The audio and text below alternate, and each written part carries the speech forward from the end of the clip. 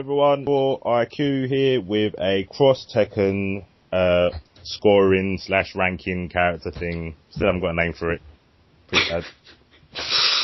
Just winging it at the moment. But yeah, again, I've got Fury Fire on. Yo. And we're going to go over his other character, Zangief. The Russian. The Red Cyclone. Exactly. Too late. It's too late. So let's start with footsies again. Just do it the same order as last time. So, okay, well, so Geef has changed quite a lot in both the versions to 2013, and the way they changed him was they nerfed his stand medium punch, which was like, it was so good that there was no counter to it, which was pretty fucking hilarious. And they also nerfed his walk speed.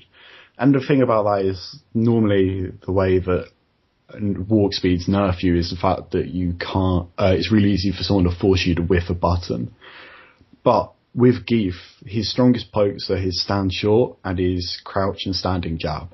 And because his moves are so quick and option selectable, it's not really that big of a nerf, because even if they force you to whiff a stand short, you're going to have some really fucking good reactions to punish that. Do you know what I mean? Like, it's really difficult to do. right. The problem is, though, is some characters just have more range than him. So there is characters like Chun-Li. If you whiff a button versus Geef as Chun-Li, he'll punish you every time for free because he's got like really quick, good moves. But there's very hard to actually get into a position where you can make her whiff buttons. So he is definitely outclassed in a few matchups with his footsies, like for sure. But between like, you know, just option selecting constantly with stand jab and crouch jab, like a lot of characters literally can't do anything about it. Like Balrog, crouch jab beats every one of Balrog's buttons, like every single fucking button. Really? It's ridiculous. Like, stand fierce and stand roundhouse and crouch roundhouse, his best buttons, all get beaten out for free. So there's like, some characters literally can't do anything, but the higher tier characters normally have some options in footsies. And there's a few weird problems with boost chaining with Geef from like a stand or crouching jab. Very occasionally your button will whiff. So if you're going like jab to fierce or jab to roundhouse, jab to fierce will occasionally whiff if you're too far away, and obviously jab to roundhouse will whiff if they're crouching. So he has a few little flaws there, but normally you want to be option selecting into EX green hand anyway. So, you know, if you have meter, it's not really any big problem, to be honest. Right. Would it not solve the problem by boost chaining with the kicks, or? Well, that's the thing. The kicks, you can crouch under it, and sometimes if you go jab to forward, that will also whiff sometimes. Right, okay.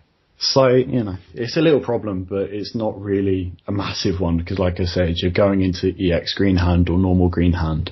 And if they're trying to get you into a position where, like, you know, where if someone's constantly buffering a boost chain, you walk up to them and block.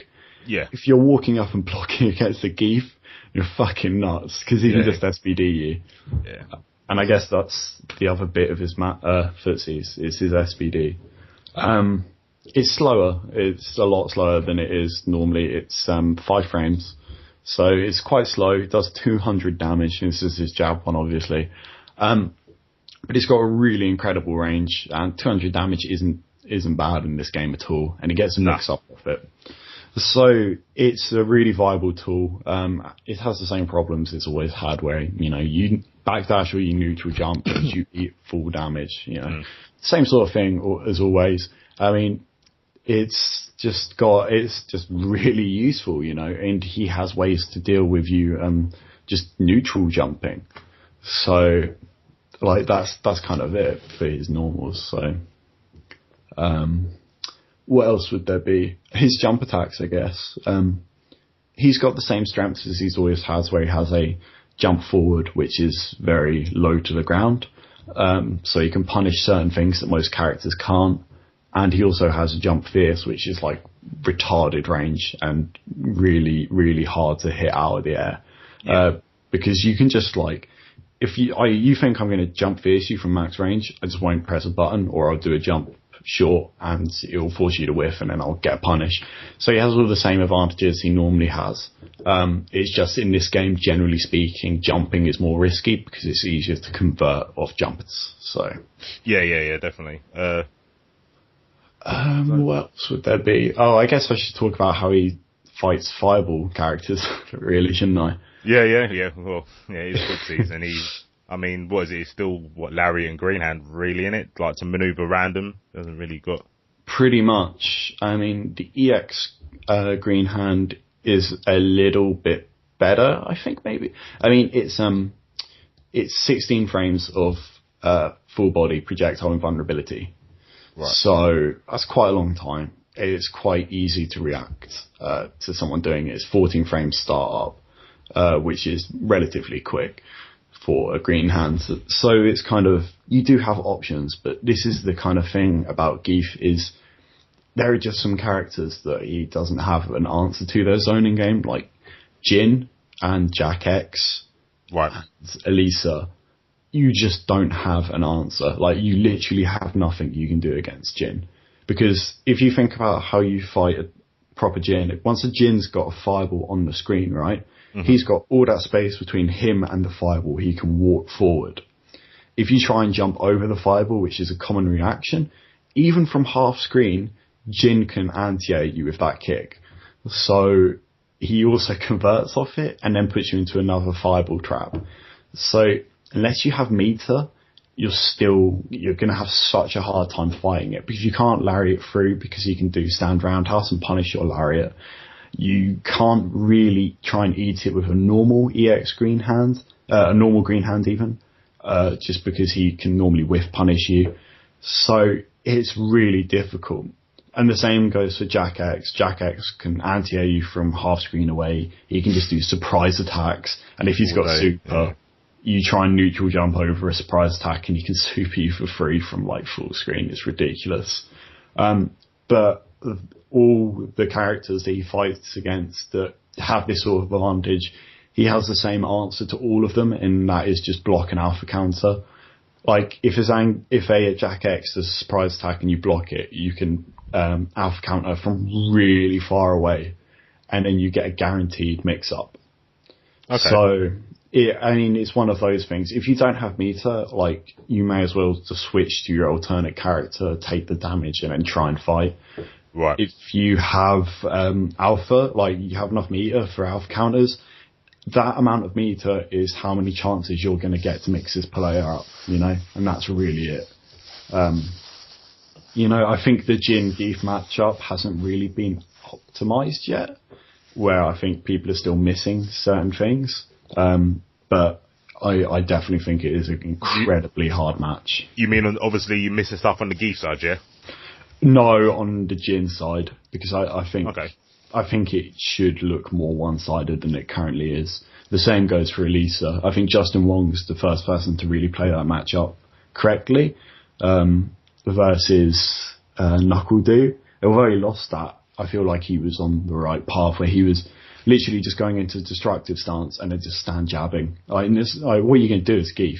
You have to block that in alpha counter, that's it, or try and guess and DX green hand through. Like, both of those options they're okay. Once you get a knockdown on all three of those characters, you can normally do some hefty damage, but all it takes is one good roll or one good DP, which you're back to square one, Right, yeah. It's standard Geef stuff, so it's all about meter in this game for Geef and footsies. So you'd definitely put him in the second spot then?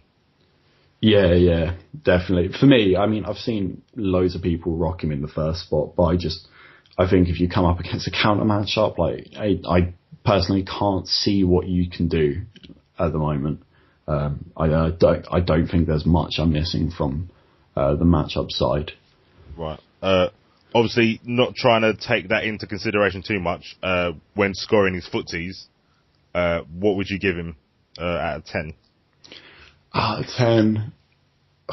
You see, this is really hard because he has characters in which he dominates in footsies, but then he also has some of the hardest matchups in the game. So it's kind of a toss-up.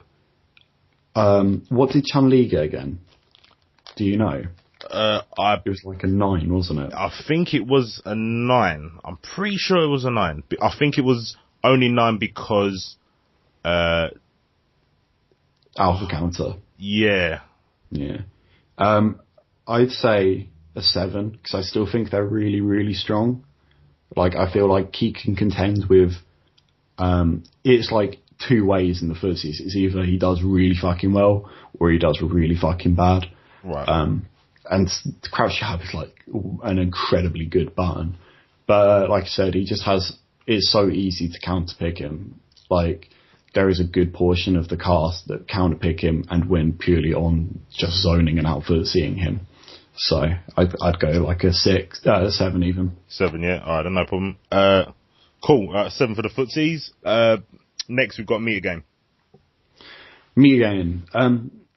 So he actually does okay in this department where he can do what most characters can do, where he just kind of neutral jumps and hits spheres a whole bunch from far away. And also he, you tend to put people in a lot of jab strings as Geef.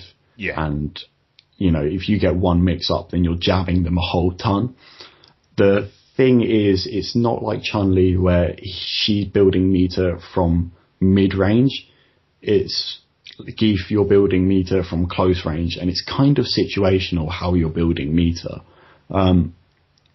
Generally speaking, people play defensively versus Zangief, so you get them to block a lot of stand shorts and stuff, but that doesn't really compare to something like Chun-Li, obviously. Chun-Li, yeah. The normals versus specials, and like obviously the multi-hitting stuff that Chun-Li has.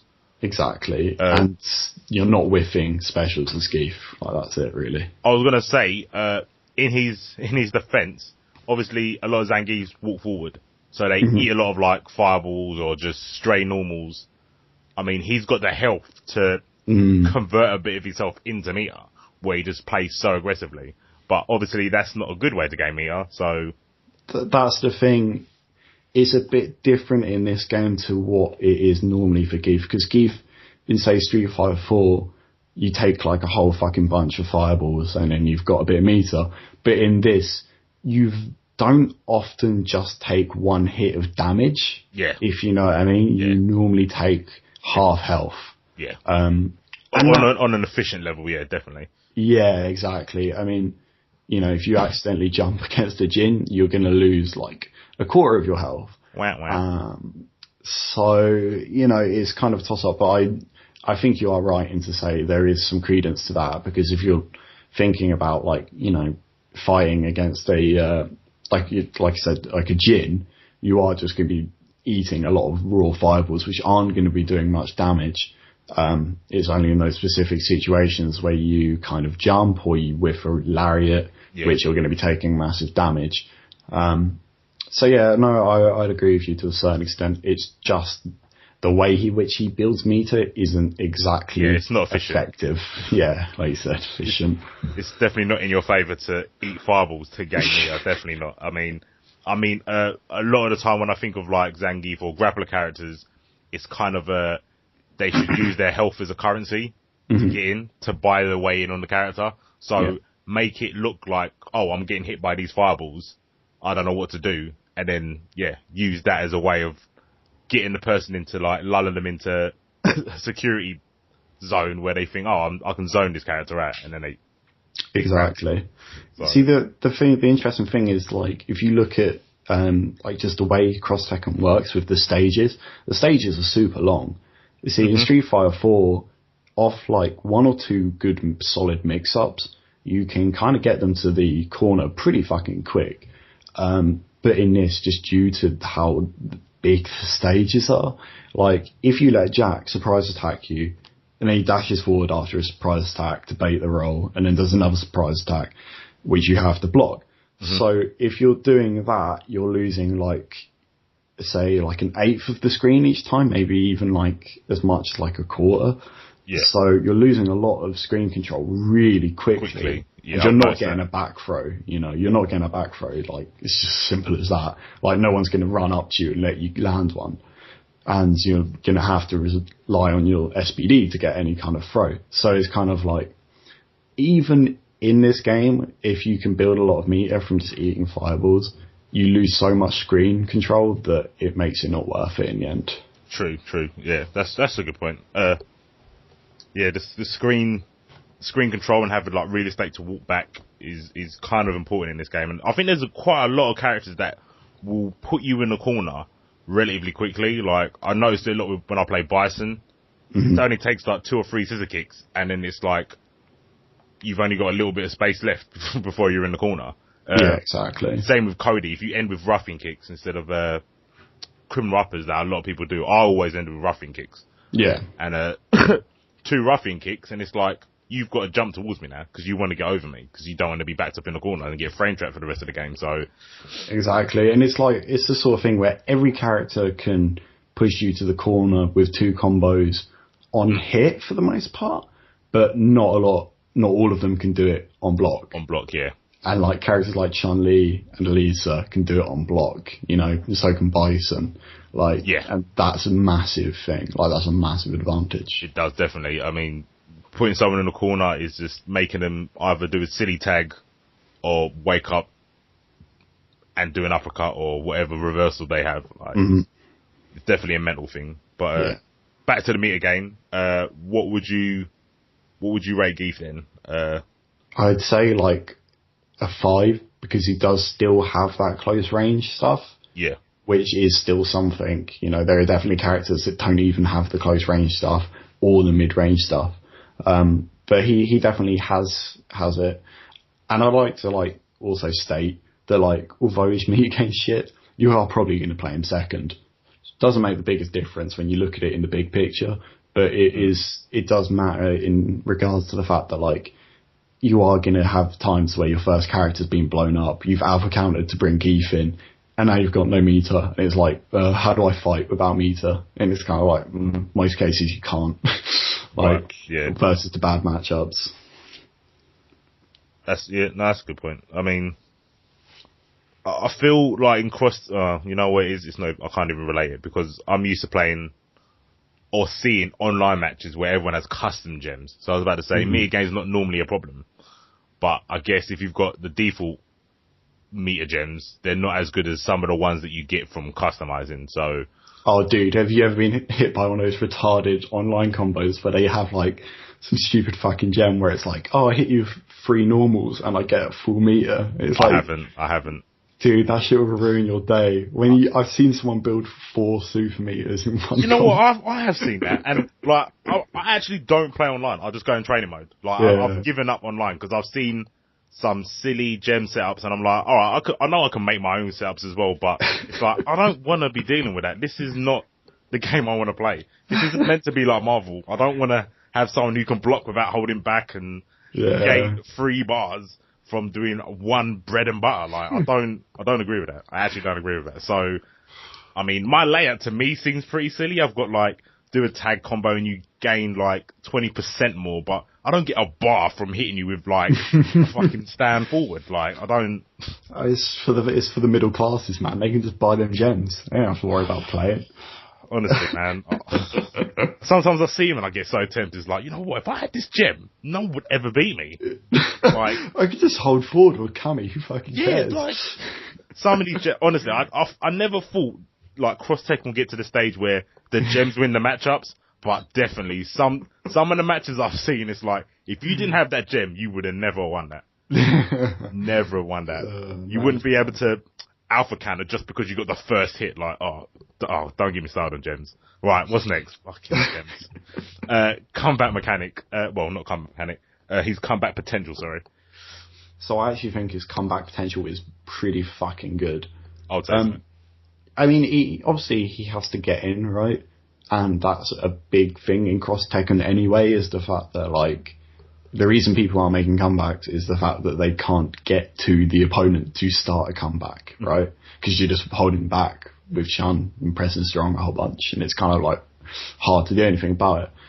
But you gotta consider the fact that, like, if Geef gets a, like, 1 good alpha counter off on you, and then he gets a 3 50-50 mix-up on you, which is guaranteed, then you're kind of like in a situation where he can actually do like fucking huge chunks of damage so quickly, especially if he does like optimize meaty fierce into short combos and stuff like that. Like that stuff does so much damage. If he has the right tools, or the right resources, he can do incredible comebacks so quickly. Like in like 2 mix-ups, you can kill a character sometimes if you're really, really beefed out on your meter and stuff. On top of all that, he makes really good use of Pandora. So he has obviously EX Greenhound, which ground bounces, which allows you to Pandora out of him into another character and then continue the combo, which is always really good. And also you can set up guaranteed 50-50s with his Pandora. So like, a really basic example would be like, a ground bounce, Pandora into Geef. So you've got Geef out now and you just do a sweep. And then you get to dash up, do the, Ultra David option select, which follows a roll and is meaty. So you guarantee yourself another mix up. And if that mix up hits, you've got Pandora, so you're going to be doing 400 damage or something ridiculous, like a lot of damage. And you can set that up in other ways. Like I have one with Chun-Li first, which uses you do a normal B&B with Chun-Li, and then you do a close roundhouse, which is jump cancelled. And then I can do either a jab green hand or a fierce green hand. And which one I do will depend on which side I land on you. And if I've got you in the corner, even if you roll, I get a guaranteed punish on that, or a guaranteed 50-50, whatever one I want to choose. So it's like lose-lose in all of those situations. So he actually has a really good ways to set up Pandora really easy. I think did you do that setup in that video that you just made? Yeah. Yeah, I'll link that in the description because I did see it and I was thinking that's kind of not fair. Yeah, like especially when you see that it does like over 80% damage. Yeah, shit's fucked up. It is. I mean, I definitely believe Pandora at the moment is kind of being used only as a combo extender, and I don't think that's maximizing the use of Pandora, because obviously it does give you a bigger damage output by being in Pandora, but the way that some people are using them, at the end of a 20 hit combo, and it's okay, I know sometimes it works, obviously sometimes you need that extra bit of damage, so sometimes it's worth it, but I think in a reset environment, I think it's a lot more powerful. Yeah. Obviously, it's risky, but the whole point of Pandora is a risk. It's a comeback. So even if you don't make the comeback, you still lose. So I feel that's the way to use Pandora. Yeah, I mean, the simplest way to think about it is the fact that, if you don't Pandora, it requires normally about 2 resets to kill someone. Mm-hmm. Some characters can do 2 if you're Kazuya, but not many. If you use Pandora, you need 1 reset to kill them. And that's it. Yeah. And that's a big, big thing. I mean, it's near impossible to come back with 10 seconds left, but that is one of the ways in which you can do it. Definitely. So, I mean, even to get your Pandora, obviously to get to 25% health, you are kind of lucky anyway. And the way that Cross Tekken is, you shouldn't even have that chance, because you should be dead in 3 resets. So you're normally at 30%. Then the next combo that hits you, you're dead.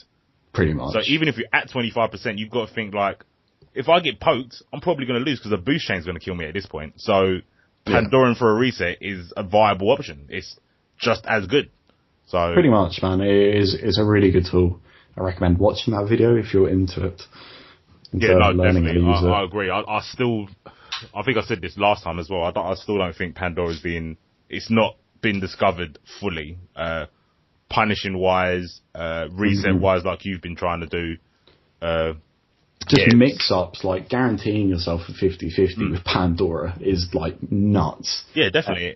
Putting yourself in that position where it's if you guess wrong, you're dead. Even though you've done all this damage and you use all this meter, if you don't guess right now, you're dead. I think that's how it should be done.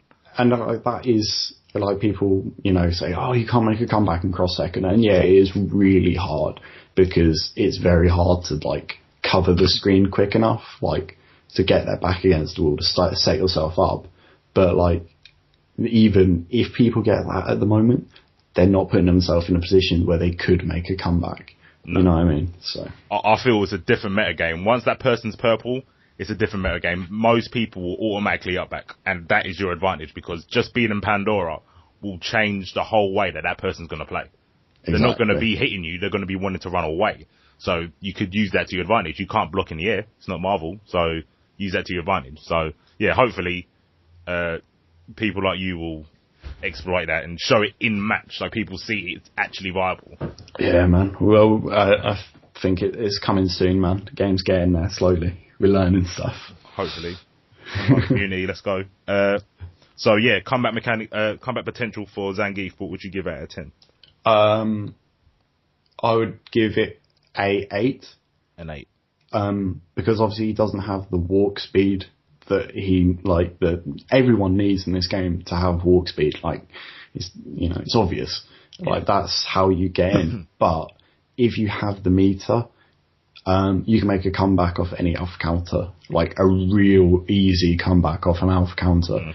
And I think that's a really big deal. So it is kind of like, I don't think it should get higher just because it is like it's not very, but it's kind of situational how easy it's going to be for you to do that.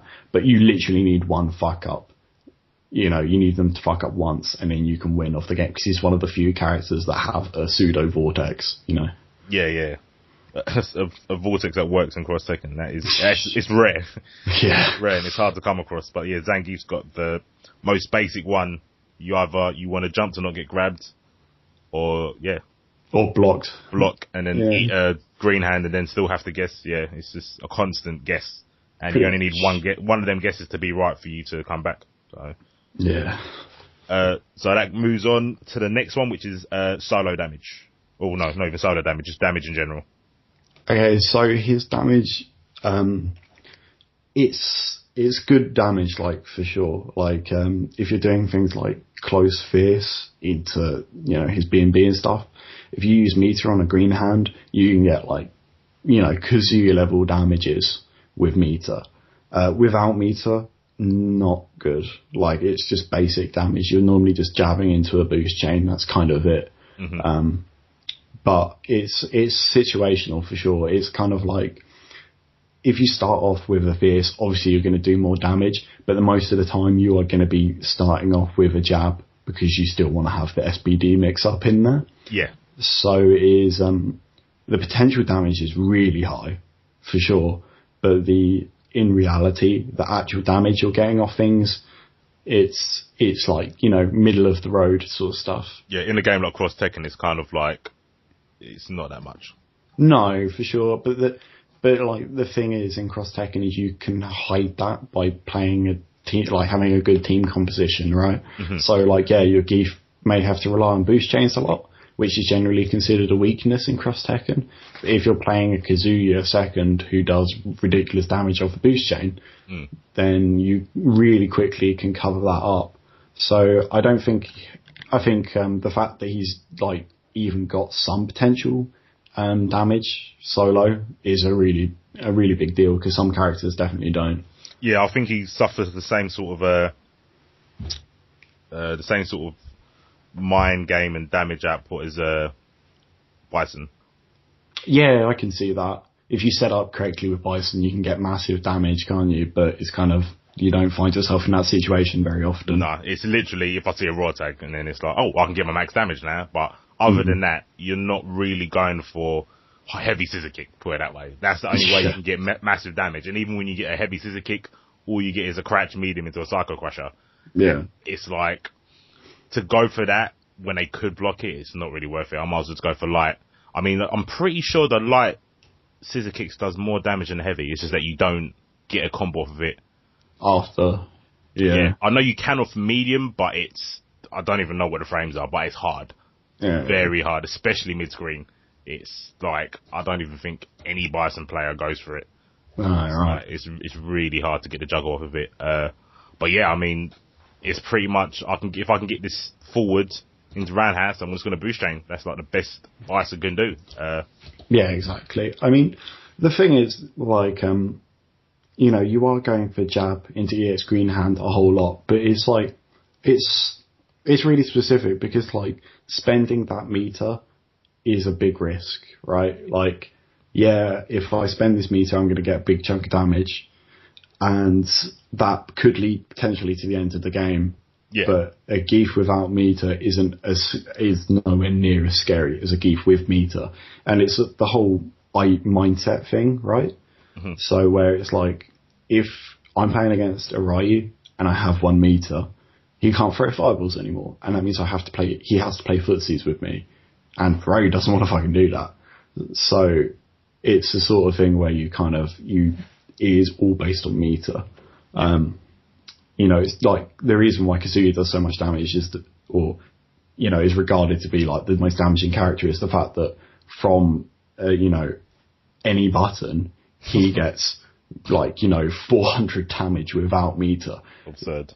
So I'd say Geef has really good meter damage, really good situational damage, but without meter and in your sort of footsies sort of gameplay, its damage isn't that great. It's not that hot. Yeah, I mean, it's a shame that we don't have a attribute to score on how meter's used, because I think Zangief's one of them characters where just having the meter makes the other person play differently. Yeah. I'd say he's one of the few characters he has a bar, so now I can't do that. And it's more beneficial for you to save that bar to make that person play more of the Geef game, where it's like, I have to poke you now. I can't, like you said, I can't throw fireballs. So it makes the other person have to get closer.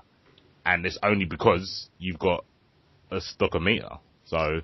Yeah, exactly, man. It's like, it is all about the mentality with Geef. I mean, Geef's always been a big mind game character, and you have to play to your advantages as Geef, always. Because he has obvious glaring disadvantages. You throw a Geef full screen away from you, because you guessed on one throw, then he has to work super hard to get in. You have to, as Geef, you have to make them play your game. I have to make you try and get as much screen as you can away from me. I have to make you do that and make you play footsies, because if you just stand back and throw fireballs, I'm going to lose. So, that's it really. So for damage, what would you score him out of 10?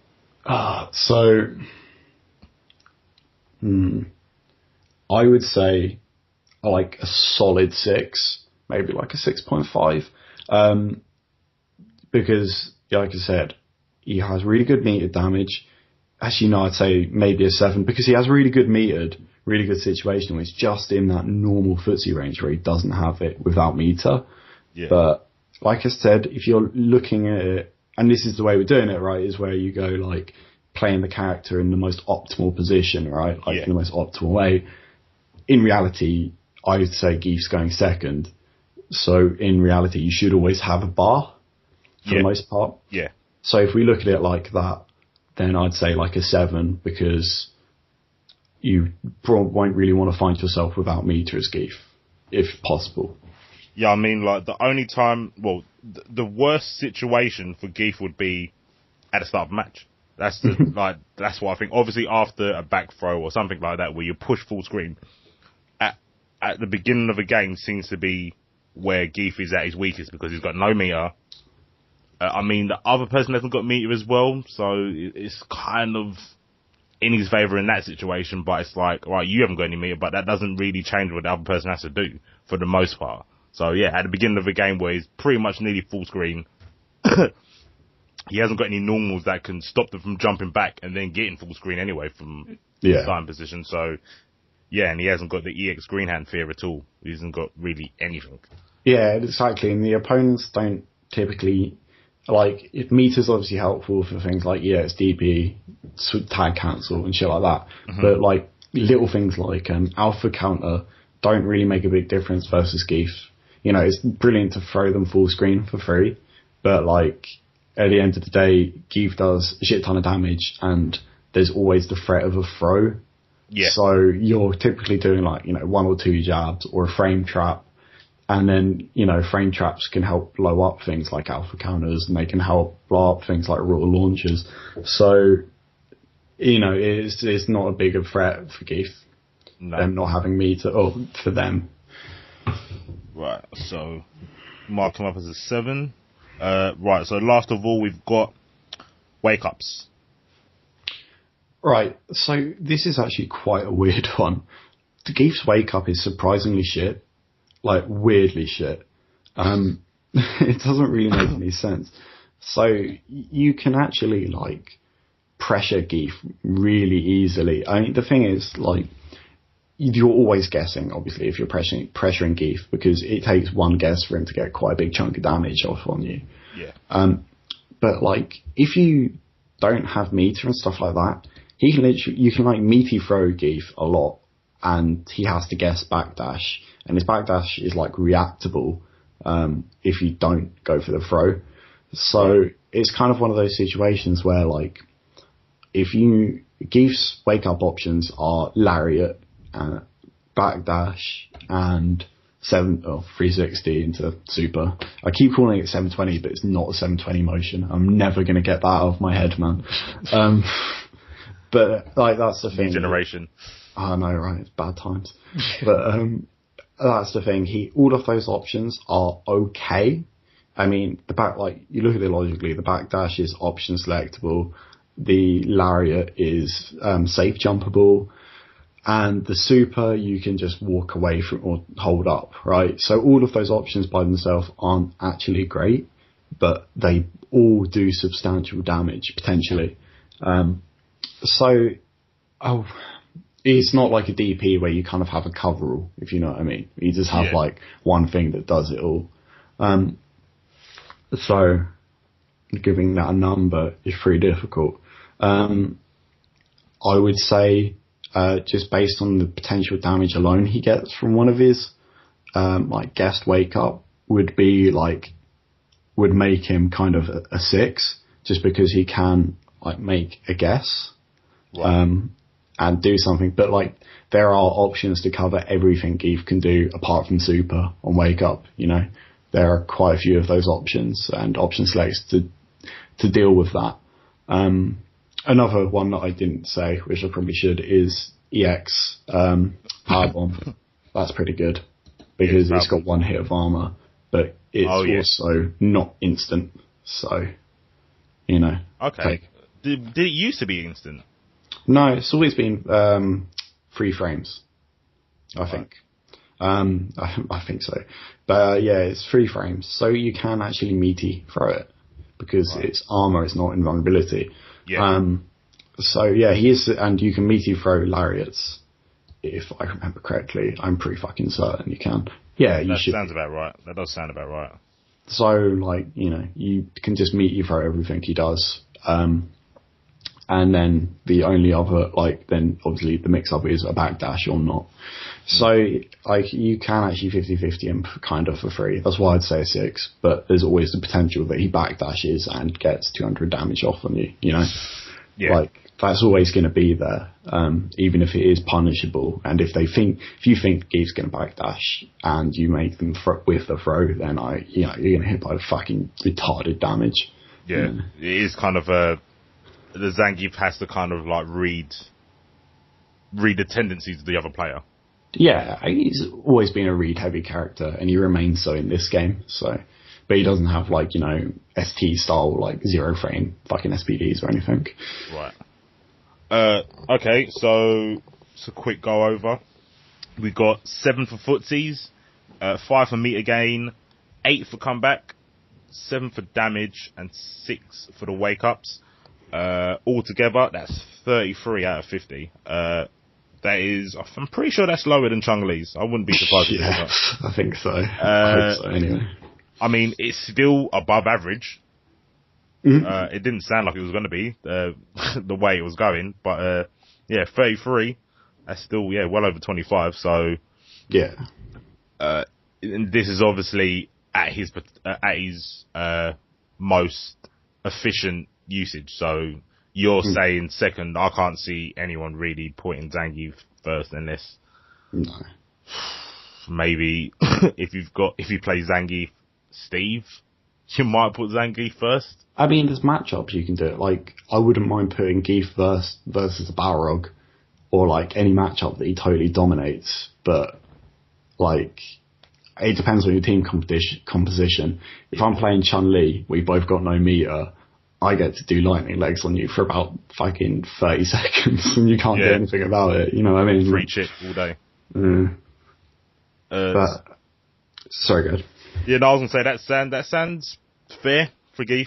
I mean, at first I thought the mechanics solely of Cross Tekken would make him a more viable character. But obviously, he still has the same weaknesses that he does in any other game that he's in, which is the approach. And he's always guessing. Yeah. So, I mean, even with the juggles and the boost chains, it still doesn't really give much of an advantage to playing Geef in this game.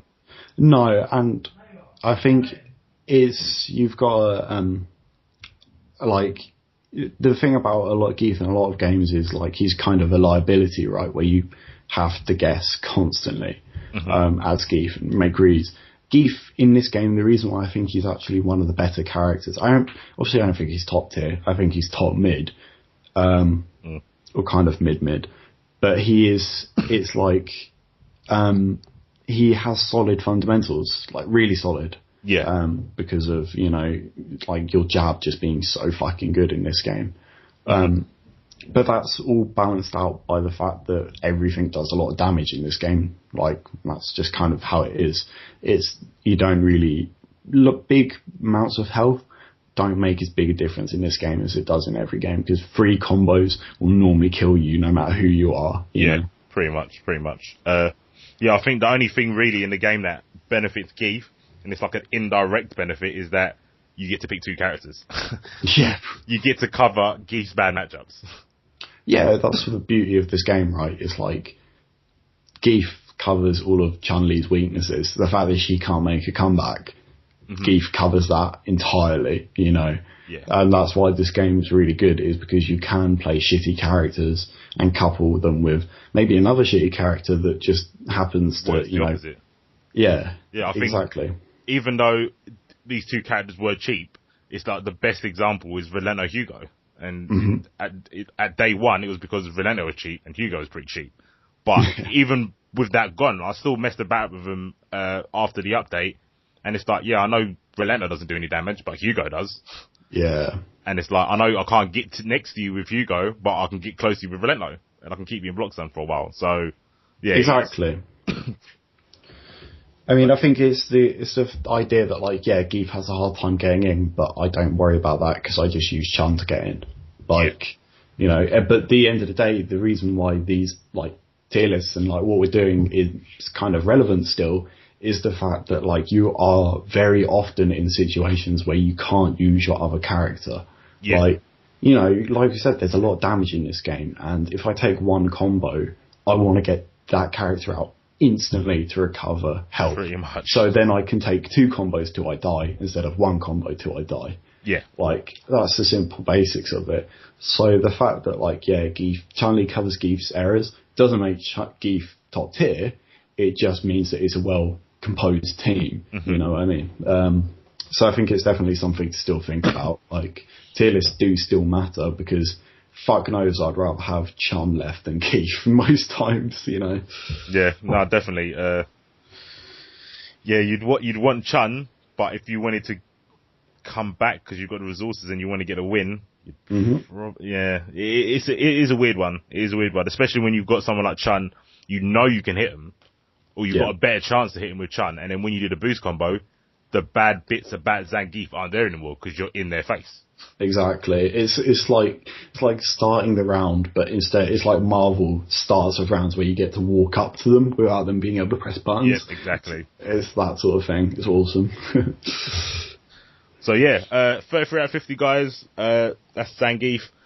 Hopefully, if anyone wants to come on, or if Theory you want to do another one, I really want to do Abel. I don't know if I've convinced myself, but I think Abel is ridiculously good in this game. A lot better than most people think. And I don't want to say it's the mechanics of the game that make him better in, obviously, Cross Tekken to, like, Street Fighter 4, but I don't know, man. Abel's good, man. I'm with you on this. Abel is good, for sure. The only reason I think people don't think he's good is if you look at the numbers, like his frame data and stuff, like the only thing that he's safe on is EX shoulder charge, and I'm sure that's only -3. Like, everything else is punishable. Like, everything he does. But, because of the mechanics of the game, I mean, one of the things that you don't see often is someone being able to switch cancel off a normal and then keep the person standing and it's still working. Obviously, with like Cody's overhead and stuff like that, you get it. Mm-hmm. But knowing that you can do it from a boost chain is really nice, and you can keep them standing. I think if you ever want to show someone the difference between Street Fighter 4 to Cross Tekken, Abel is the character. Yep, that is exactly why I'm playing him, because playing Bison has not made me learn to play Cross Tekken. It's made me learn that, stand forward is really good in Cross Tekken. Still. It's still good, and I can get even more damage off it now, so I'm just going to spam it a lot more. Yeah. And yeah, I think Abel, even though he's a Street Fighter character, he will definitely teach you most of the aspects, if not all of the aspects of Cross Tekken, whether it be the counters, the counter hits, and the juggle system. He's got a new move, so you can kind of get a gist of how wall bounces and stuff work. He's got a bit of armor, but it's not. I can't remember how many frames it starts up, but it's really late, like really, really late. What, on the shoulder tackle? Yeah. I don't remember. It's not. It must be. I want to say 7. I really want to say 7. It says during active frames, but so wait, what would that make it? So it's during active frames, so that means that there is like an 8-frame gap between the armor and no armor.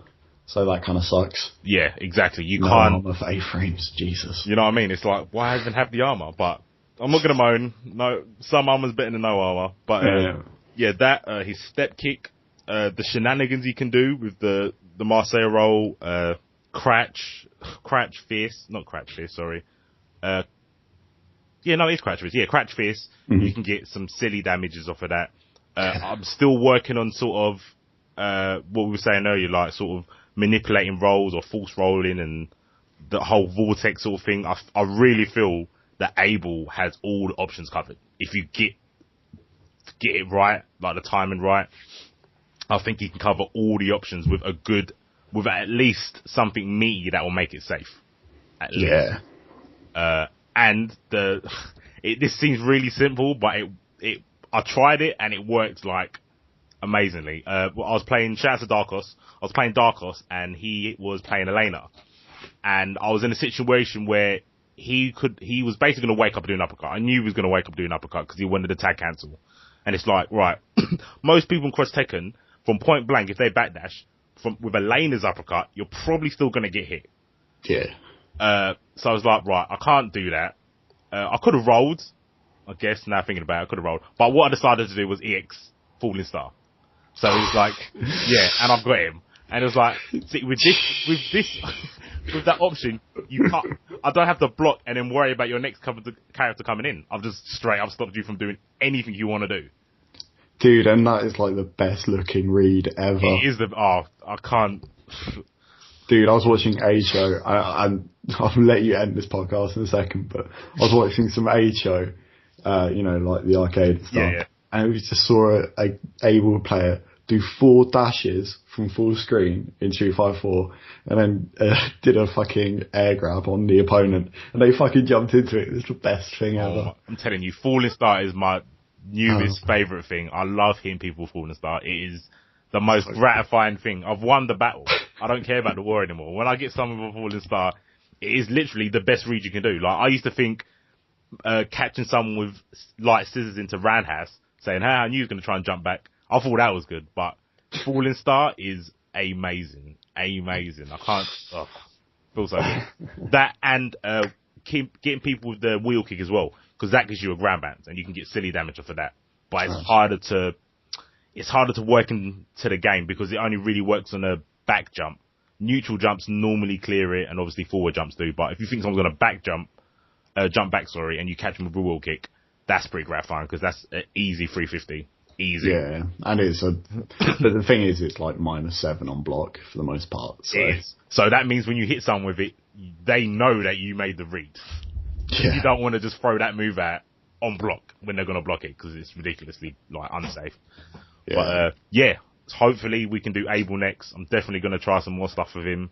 And he's got super that you can't block. I love that. I love stuff like that. I play Marvel. I love all the cheap shit. So yeah, we're gonna have to play some sets, man. Yeah, no, definitely. Next time we go to the Hog, I'll definitely. I should be solid by then, because obviously I've swapped from Brian to Abel, because Brian was cool, but I think he's too much hard work for mediocre stuff.